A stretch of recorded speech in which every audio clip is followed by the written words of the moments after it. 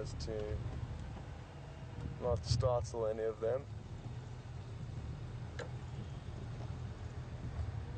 Wow. Nothing to see just yet. Oh, there's one.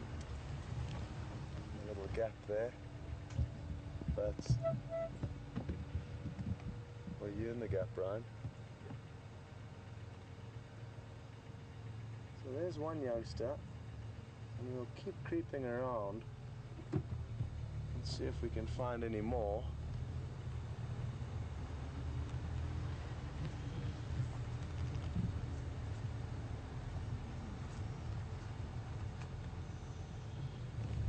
Maybe we just stay and watch this one to start with.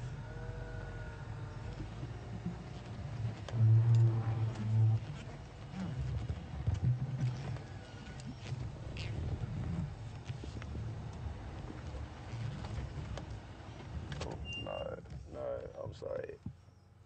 Oh, shame, its leg looks very badly damaged, unless it's just stiff. You noticed that, Brian, how it kind of stumbled a bit there.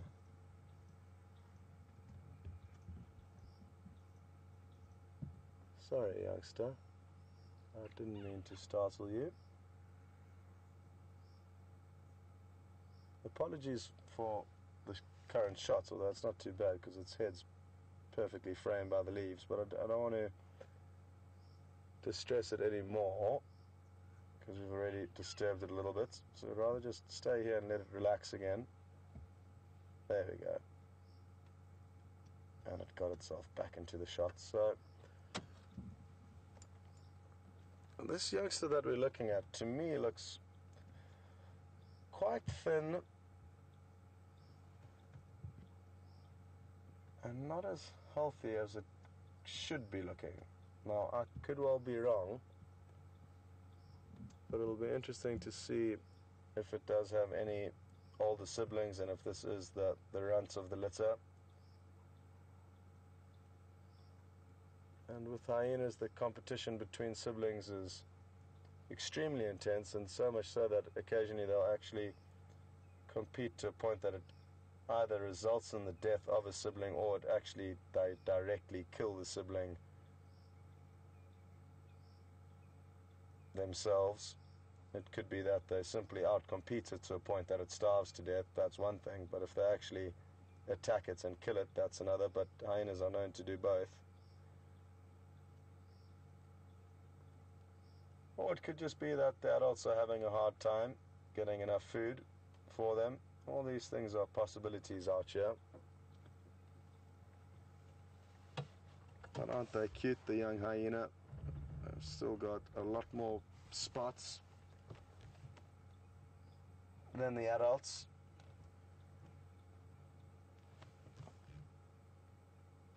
It's just this mound here. There's no other mound in the vicinity. And is most of your viewing from this spot here? Like this side. Okay.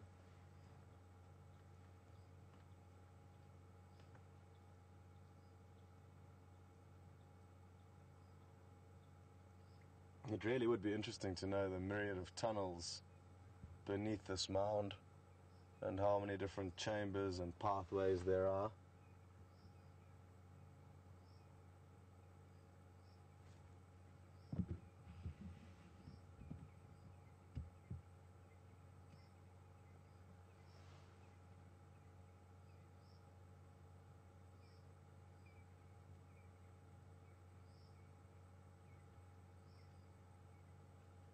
What's that little nose of yours sniffing?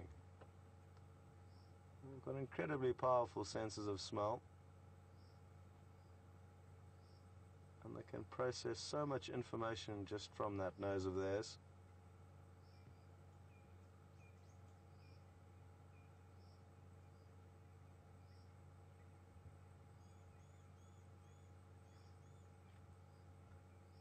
Just seems to be a little bit wobbly on its feet, and I don't know if it's because it's been lying down or because it's undernourished or if it's got some kind of an injury. But it just seems a little bit shaky on its feet. Maybe it's just me.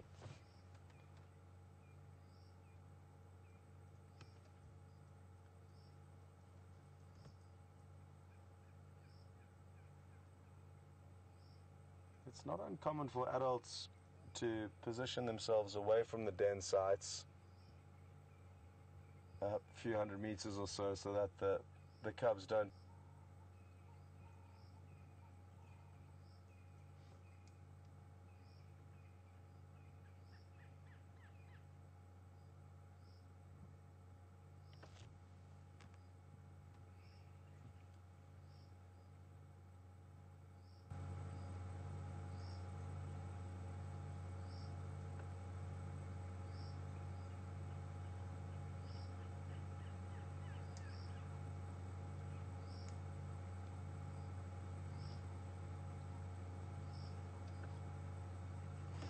Have any predators come through here that you guys have seen, lion or leopard or? Not that we've seen. Okay.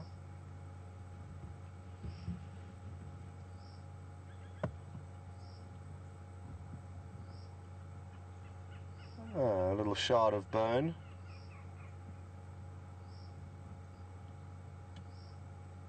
Great for gnawing on, just as puppies would enjoy, and even kittens enjoy chewing on things. Look at those razor sharp little white teeth. They also enjoy chewing on things, and when this little hyena grows up, if it does make it to adulthood, its jaws would be able to crunch through that bone with no problem.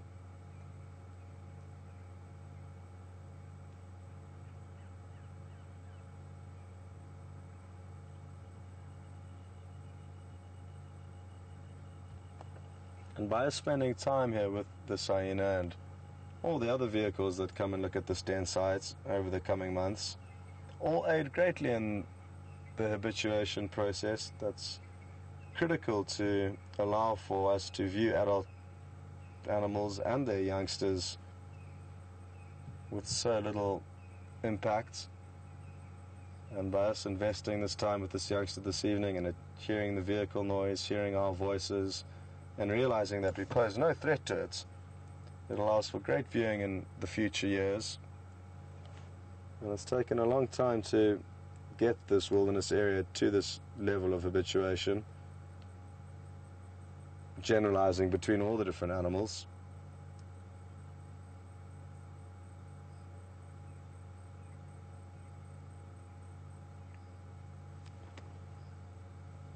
Brian and I are both looking back over our shoulders in the direction that this cub's just cocked its ears, but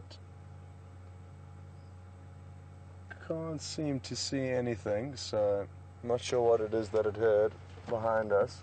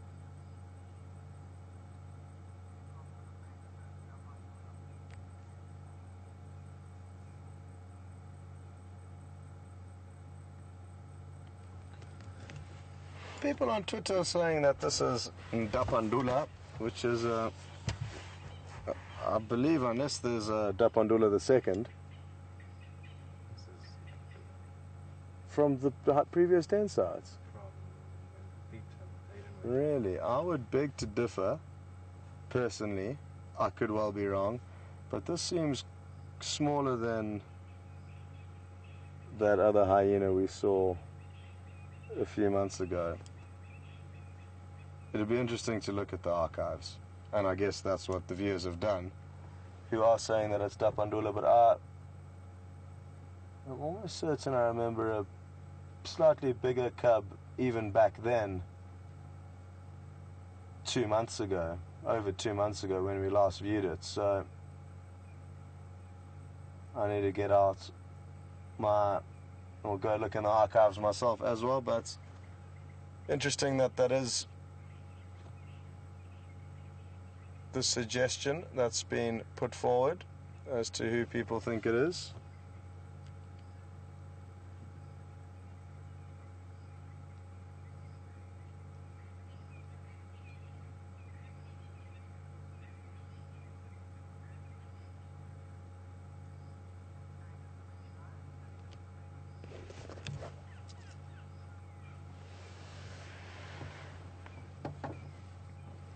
Copy, thanks.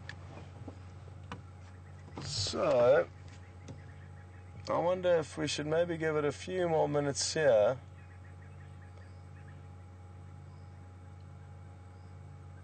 And then continue off and see what else we can find with the spotlights.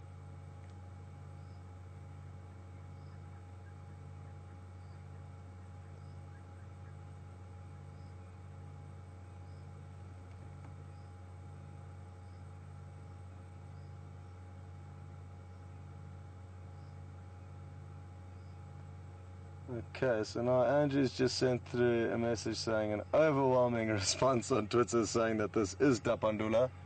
So, forgive me for my false assumptions that it was not Ndapandula, and I'll take your word for it that it is. So, that's good news that it's still alive. Maybe it's simply because it's not looking in its best shape that I'm confused, or simply that I didn't see it for many months.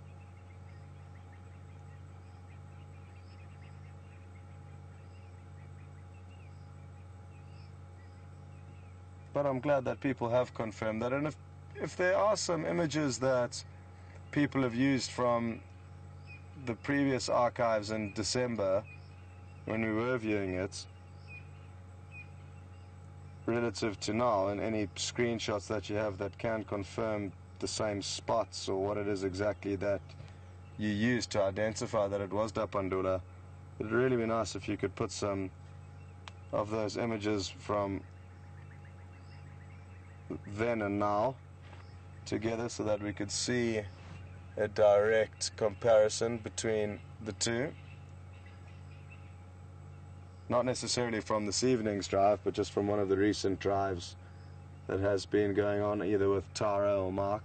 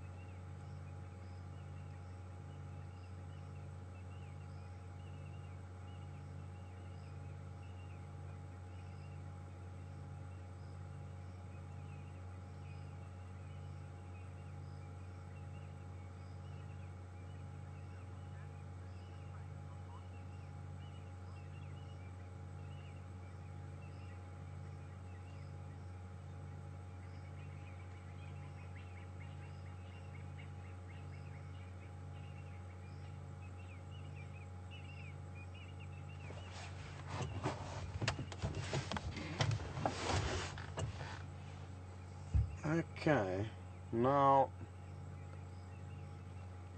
sadly, my patience has run out, and I'm feeling that we're not going to get any further action or great action from this spot this evening. I could be wrong, but I feel that we should keep moving and see what else is out there.